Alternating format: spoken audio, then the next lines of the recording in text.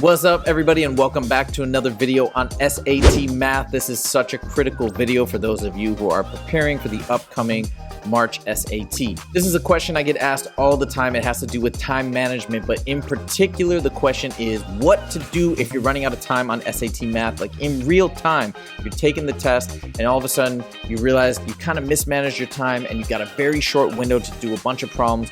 What are you gonna do in this crunch time situation? That's what this video is about. I'm gonna give you 3 strategies. So without further ado, let's do it. One quick thing before we get started, I did want to mention our SAT Math course. It's a video course. It's legendary.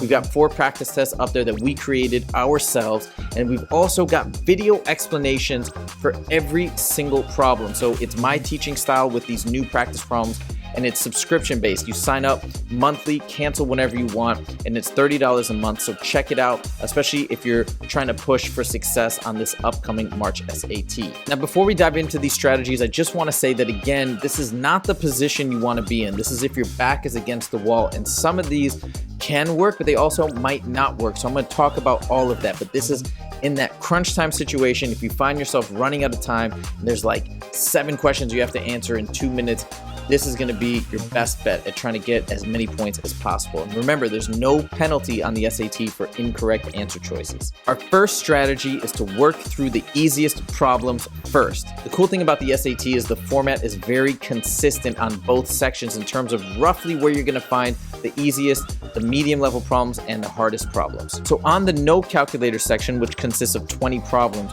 you can see that 1 through 5 and 16 to 17, that's going to be your pocket for really easy problems. So you want to make sure that you definitely knock those out. Likewise, 6 to 10 and question 18. Again, this is a generalization, but typically those are going to be where your medium problems lie. So the most important thing to realize is that middle pocket of 11, 15. If you are pressed for time, it might make more sense to jump from 11 to all the way to 16, knock out 16 through 18, and then go backwards. So this again is if time is an issue in the middle of the test, you want to make sure to get those easy points first. Likewise, on the calculator section, we've got a similar breakdown, except here there's 38 problems. So we can see 1 through 10 and 31 through 34. That's going to be your pocket of nicer, easier problems. 11 through 20 and 35 through 36, that's going to be your medium section of medium difficulty. And then again, you got the hardest in the last 10 of the multiple choice section and the last 2 of the free response. So these areas are the areas that you want to target if and when your back's against the wall. Strategy number 2 is to target answers based on similarity. Again, this doesn't always work, and I'm going to show you a counter example afterwards. But in situations where there's not a lot of time, you can sometimes hone in on the correct answer based on similarity. So I want to show you what I'm talking about. Here we have a fairly difficult question. It says, which of the following is equivalent to this? This is a polynomial division problem, and we're dealing with a remainder. Now, when you look at the 4 answer choices, you notice that 2 of them have 2 over 4x plus 2, and that's kind of your remainder portion. So to solve this correctly, you do just need to do regular polynomial division and see your remainder. You know that the correct answer choice is probably one of these 2 because they're pretty similar but slightly different. One has that plus 1, one does not. And in fact, here the correct answer is indeed D. Now, just to give you a counter example where the strategy can backfire, I want to show you this question. So it's a system of equations. It says, for the solution to the system of equations above, what is the value of x minus y? So the 2 choices that look similar are A and C. So normally this logic would tell you, all right, it's probably going to be one of the 2, A or C. But in fact, in this question, the value of x ends up being 1, and the value of y ends up being 1/3. You can see that if we plug in 1 here, we get 7, and then 1/3 of 3 is 1, 7 plus 1 is 8. Likewise here, 6 times 1 is 6, minus 1/3 of 3, that's 1. 6 minus 1 is 5. So those are your 2 answer choices.